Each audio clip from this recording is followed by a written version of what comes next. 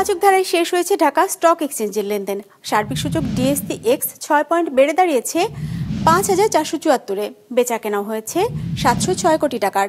লেনদেনে অংশ নেওয়া প্রতিষ্ঠানগুলোর মধ্যে দর বেড়েছে ১১৭টির, কমেছে ১৯৯টির, আর অপরিবর্তিত আছে ৮৬টির দর।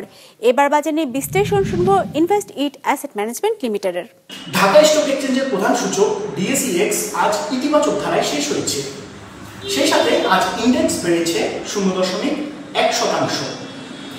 আজ দর বৃদ্ধির বিপরীতে দর হ্রাসের কোম্পানিগুলোর সংখ্যা প্রায় 1.5 গুণের বেশি ছিল। তবুও মার্কেট আজ পজিটিভে ক্লোজ হতে দেখি আমরা। এর অন্যতম কারণ হচ্ছে কিছু হেভি ওয়েটেড স্টক লাইক ইসলামী ব্যাংক, ওয়ালটন এবং বেক্সিমকো ফার্মার মতো শেয়ারের আজ দর বৃদ্ধি পেয়েছে। আজ সবচেয়ে বেশি পরিমাণে সেল প্রেশার লক্ষ্য করা গেছে পেপার অ্যান্ড প্রিন্টিং সেক্টরে, যেখানে সবচেয়ে বেশি পরিমাণে বাই প্রেশার লক্ষ্য করা গেছে সার্ভিস অ্যান্ড রিয়েল এস্টেট সেক্টরে। মার্কেট টার্নওভার আজ গত কার্যদিবসের তুলনায় ৩.৬% হ্রাস পেয়েছে।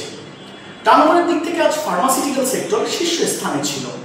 এরপরেই ছিল engineering sector and banking sector.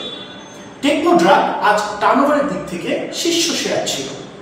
আজ সর্বোচ্চ দর বৃদ্ধি পেয়েছে রূপালী ব্যাংক পিএলসি, যেখানে সর্বোচ্চ দর হ্রাস পেয়েছে prime finance and investment limited.